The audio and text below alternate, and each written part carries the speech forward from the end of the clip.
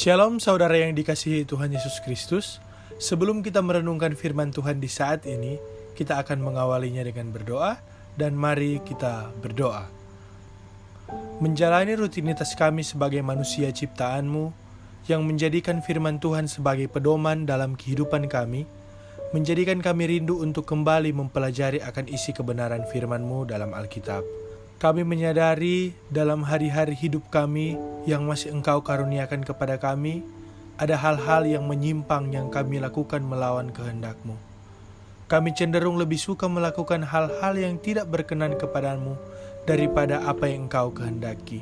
Untuk itu Bapa, dalam kesempatan ini, baharuilah hati dan kehidupan kami, agar kami layak menerima akan firman-Mu di saat ini. Berikan kami hikmat dan kuasa Roh Kudus-Mu, agar kami mampu memahami apa yang akan kami baca dan renungkan. Berfirmanlah Tuhan kepada kami, karena kami telah siap membaca dan merenungkannya. Di dalam nama Tuhan Yesus, amin. Saudara-saudara, bacaan kita di saat ini diambil dalam 1 Petrus 1, ayat 18-19. Sebab kamu tahu bahwa kamu telah ditebus dari cara hidupmu yang sia-sia yang kamu warisi dari nenek moyangmu itu, bukan dengan barang yang fana, bukan pula dengan perak atau emas, melainkan dengan darah yang mahal, yaitu darah Kristus yang sama seperti darah anak domba yang tidak bernoda dan tidak bercacat. Demikian pembacaan firman Tuhan. Saudaraku, manusia pada umumnya selalu berpikir hidup ini adalah kesempatan. Namun kesempatan yang dimaksudkan mereka adalah kesempatan untuk meraih kesuksesan menurut ukuran dunia. Itulah kenapa kita melihat ada begitu banyak orang yang ingin meraih kesuksesan hidup.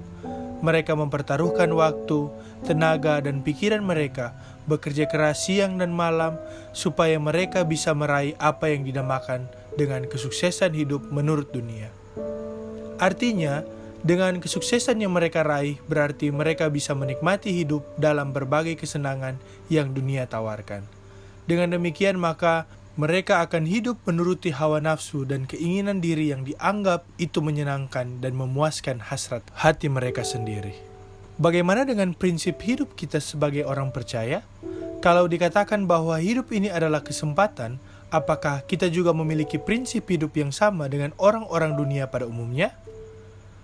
Memang benar hidup ini adalah kesempatan, tetapi bagi orang percaya kesempatan yang dimaksudkan di sini adalah kesempatan untuk berjuang supaya bisa memiliki standar hidup seperti yang Allah kehendaki.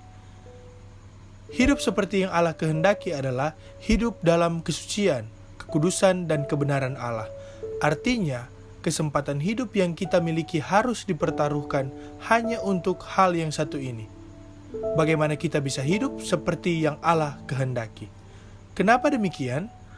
Karena kita harus sadar, tidak ada lagi kesempatan hidup yang kedua. Sebab kesempatan hidup di dunia ini hanya untuk satu kali. Bahkan kesempatan itu sangat singkat waktunya. Firman Tuhan katakan hanya 70 tahun. Mazmur 90 ayatnya yang ke-10, masa hidup kami 70 tahun. Dan jika kami kuat 80 tahun, dan kebanggaannya adalah kesukaran dan penderitaan, sebab berlalunya buru-buru dan kami melayang lenyap.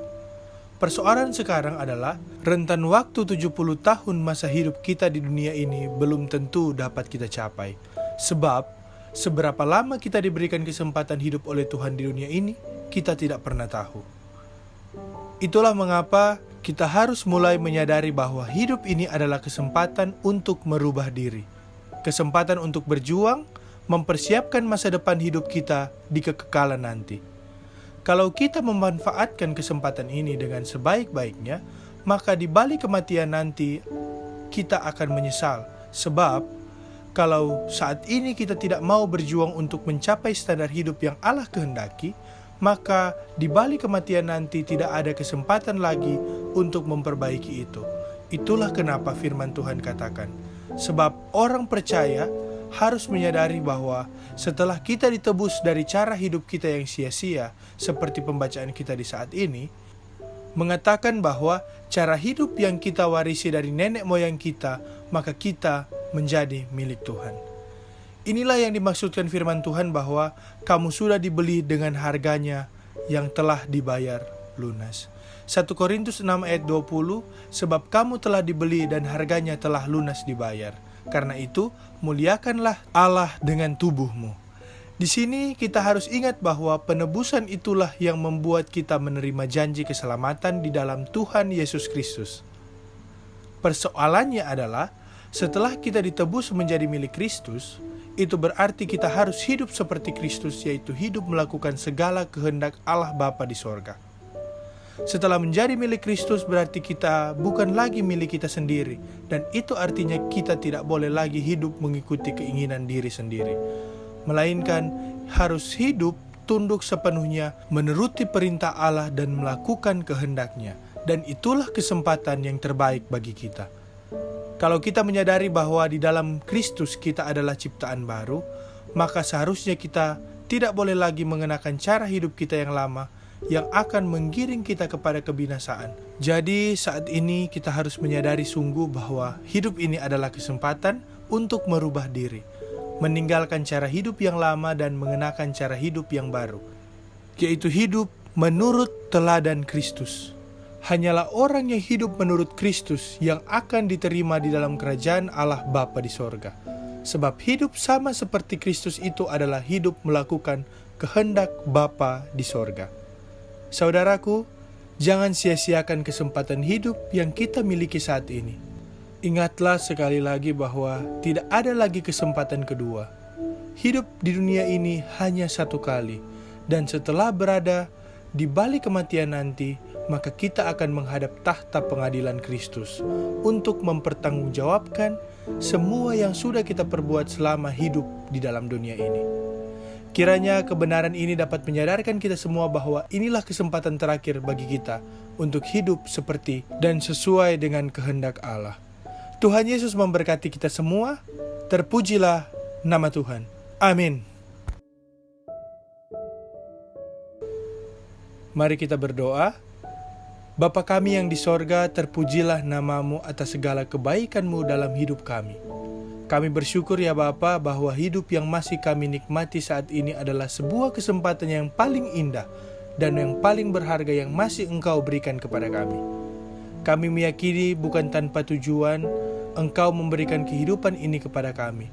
Firman-Mu yang telah kami baca tadi memberi sebuah teguran yang nyata bagi kami untuk lebih menghargai akan hidup ini. Terlebih kepada kami yang masih belum memahami arti hidup yang sebenarnya. Mampukan kami untuk mampu memberikan kehidupan kami sepenuhnya sebagai persembahan yang kudus dan berkenan kepadamu.